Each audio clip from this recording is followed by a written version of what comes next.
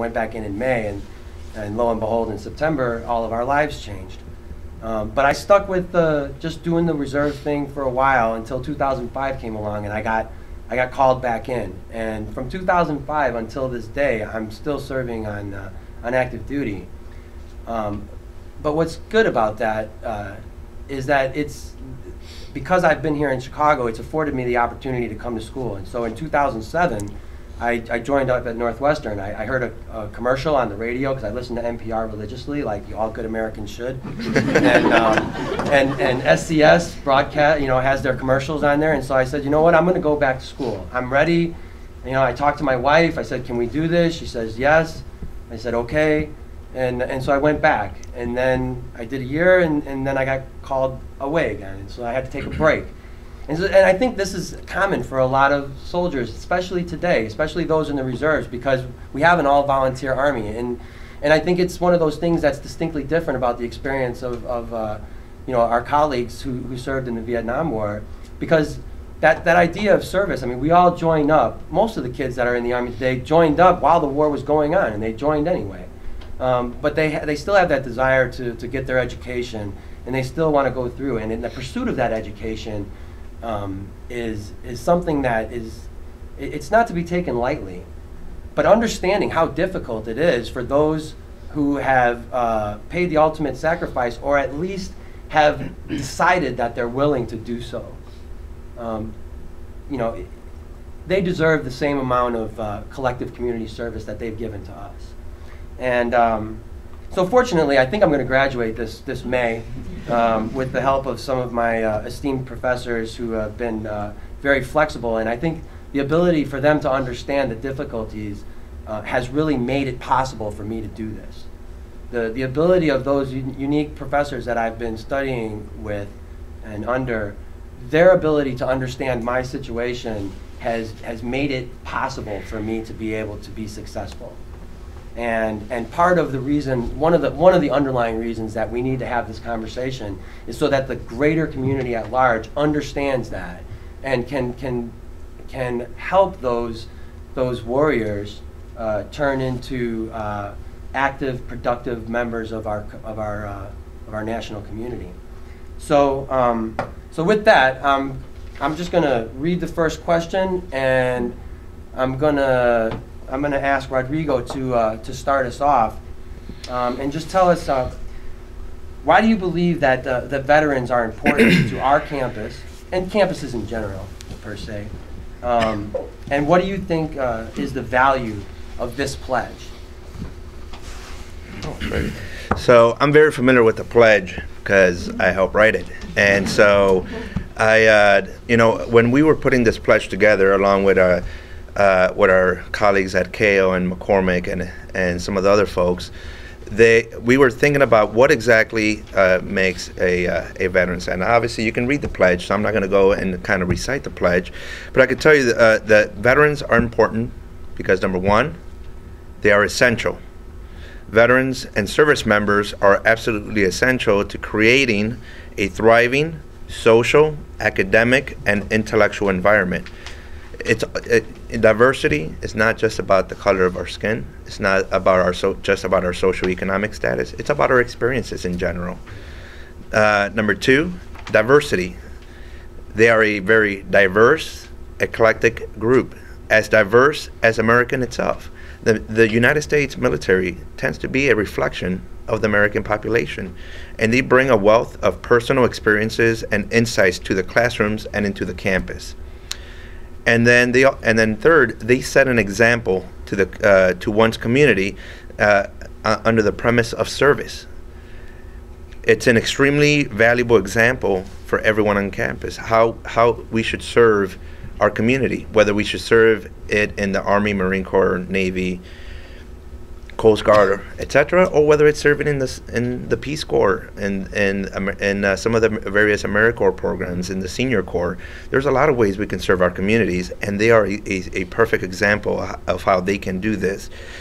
Thus, they not only understand the concept of sacrifice for the greater good, they've actually lived through it. Whether they were serving overseas or whether they were serving stateside. Not everyone went overseas. And then as far as the pledge that was signed by President Shapiro, I certainly think that it's important for two main reasons. Number one, it is a signifier. This university, various schools leads, whether it's the School of Journalism, the School of Business, School of Medicine, the School of Law. They are our nation and even to some extent worldwide leaders in their own academic fields. So by Northwestern signing this pledge, it signifies and formalizes the university's principled commitment to the student veteran population. And then number two, it begins to formulate the policy foundation.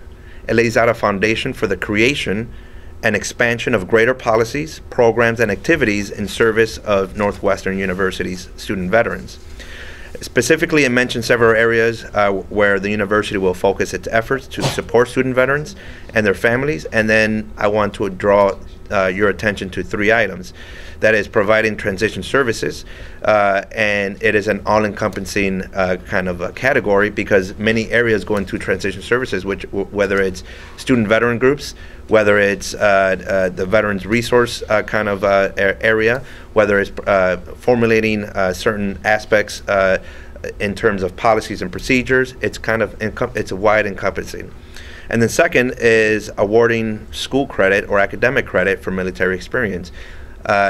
I've heard so many times that many of our servicemen that are trained with your tax dollars, that are spent hundreds and hundreds of thousands of dollars that are spent on formalized training to educate them on various aspects of military training, and then they come home and they have to start at a basic aid 101 or they have to go through an IT basics because that's the way that some of our curriculum is set up. So it's being flexible and without degrading academic integrity and making some of those changes in order to provide a more accelerated program by which some of these service members can succeed. Small tangent, just last week we presented at the Board of Nursing for the state of Illinois, and I'm glad that we were able to provide an expedited license now for those that want to become LPNs and we're Navy corpsmen. We also were able to pass through the Department of Financial and Professional Regulation expedited licensing for those EMTIs, which is I believe is the intermediate EMT license. So it's just basic aspects like this. But we could only go and push our sister state agencies for licensing when it comes to credentialing. A lot of that has to do with the credentialing bodies and the academic. Or academia, right. But it's a tall mountain to surmount, and we will get there if it's baby steps at a time. And then the third aspect is acquainting the school's career center. That is key as we move forward.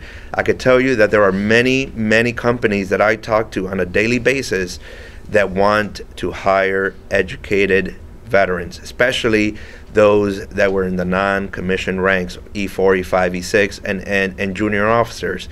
I know companies that are willing to just snap them up, especially if they came here from a great school such as Northwestern University. But we need to make those linkages between those particular companies and the Career Center.